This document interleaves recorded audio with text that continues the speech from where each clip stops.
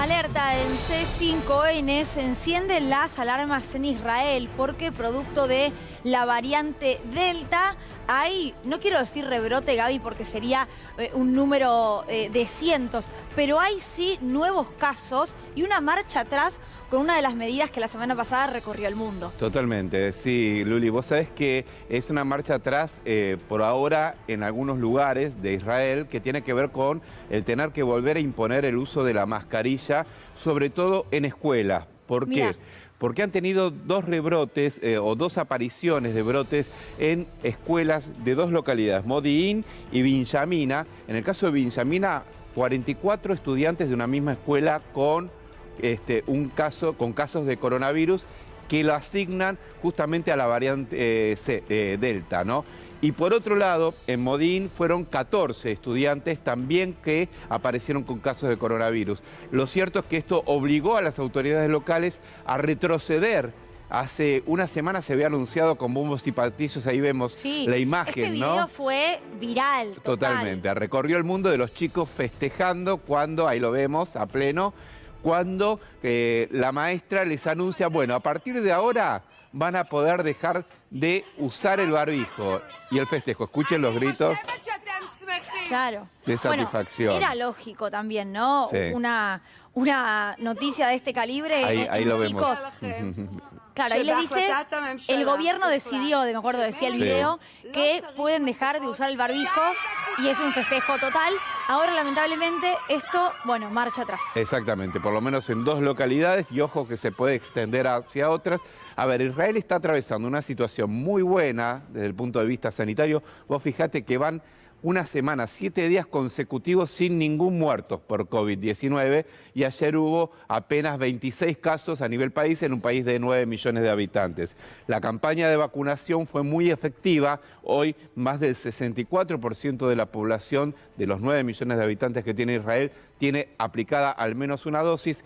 Cayó estrepitosamente la cantidad de casos y lo que decíamos, fallecidos. Una semana sin un solo fallecido es un número alentador, pero bueno, está en alerta por esto, por la Delta, por la cepa Delta que aparece en Israel, en escuelas particularmente, y por eso los obligan a utilizar barbijos, ya no solo dentro de las escuelas, sino en el ingreso a las escuelas, tanto los alumnos como los padres. Porque Israel hace un mes anunció el fin del barbijo a nivel de lugares abiertos. Sí. Y hace una semana anunciaba el fin del barbijo en lugares cerrados, salvo en el caso de los hospitales, ¿no?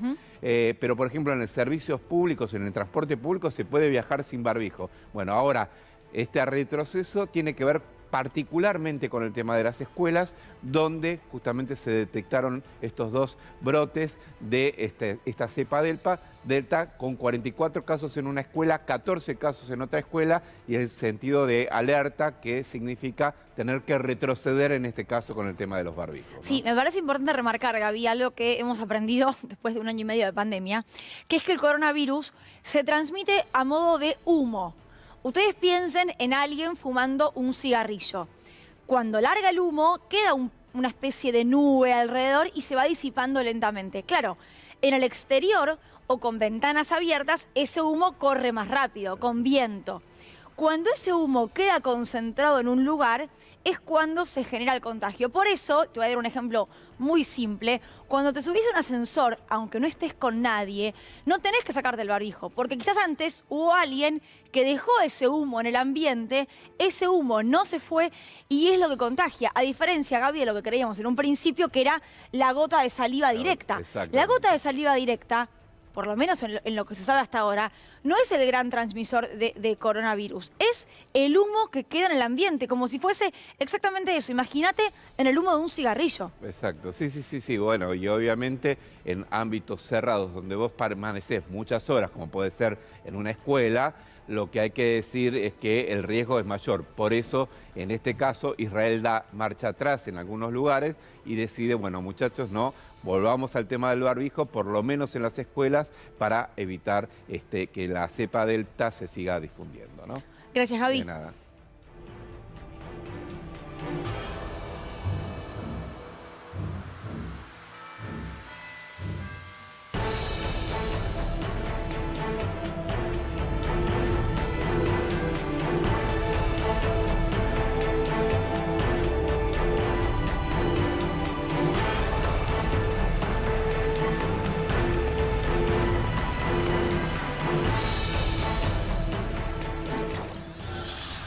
Y la semana pasada conocíamos números oficiales, números del INDEC relacionados a la inflación. Y siempre que hablamos de inflación van de la mano un poco, de los salarios, Andy, porque si la inflación sube y el salario no lo hace, hablamos de pérdida de poder adquisitivo, hablamos incluso de, bueno, clases medias o medias bajas que van bajando de categoría. ¿Me equivoco? Sí, también. ¿Qué tal, Luli? Buen ¿Cómo día. va? Y también hablamos de un freno a la economía, ¿no? Porque Claro. si se le pone un freno al consumo, que en definitiva es lo que hacemos con el poder adquisitivo del salario, se le pone un freno a la economía. Bueno, la inflación viene creciendo por encima de lo que esperaba el gobierno, así ya lo está reconociendo el Poder Ejecutivo en cabeza del presidente de la Nación, pero también en cabeza de sus ministros y en cabeza de quienes llevan adelante el gabinete económico, y los sueldos todavía no terminan de recuperarse. En un año en el que el gobierno apuntaba y apunta y sigue reforzando la idea de que los sueldos le tienen que ganar a la inflación justamente para recuperar poder adquisitivo. Claro. Ya lo está incluso reconociendo el gobierno, ¿no? Esta cuestión de que la inflación va por encima de los salarios. Repasemos, tenemos un destacado ahí de ámbito financiero, declaraciones de esta semana de Cecilia Todesca, que dijo: si la inflación es mayor a la que pensamos, las paritarias se tienen que ir reabriendo. Y esto es lo que va a suceder en las próximas horas, y esto es el tema económico de estos días, porque Camioneros ya cerró una paritaria al 45%. Sí. Con lo cual ahí esa meta del 29% también queda totalmente desdibujada. Sabemos que Camioneros siempre es uno de los gremios que tiene la posibilidad de ir marcando la vara, ¿no? Que tiene mayor poder de acción, incluso para llevar adelante medidas de fuerza, por lo cual siempre termina cerrando de las mejores paritarias. Sí. Ahora, también hay que recordar, Cristina Fernández de Kirchner, la paritaria que protagonizó terminó con un 40%, la de los trabajadores del Congreso, ¿no? Que en realidad, si le sumás algunos extras que tienen, llega casi al 44%. Esta semana también renegoció su paritaria Víctor Santamaría, el titular del gremio que agrupa a los trabajadores de edificios. También 44,8%. Víctor Santamaría, un hombre cercano al gobierno. Digo porque no es menor el dato, no se trata de gremialistas que son opositores al gobierno, que están tratando de detonar la meta de inflación del gobierno, sino que es la realidad misma que empuja a que se revisen los acuerdos salariales. Y ahora esta semana le toca a los trabajadores de la sanidad también repasar su Daer a la paritaria, cabeza. con Daer a la cabeza, que está pidiendo rever la paritaria, renegociar la paritaria. Además, agregó Todesca, tenemos otro destacado, Andy, las paritarias tienen cláusulas de reapertura. Si los salarios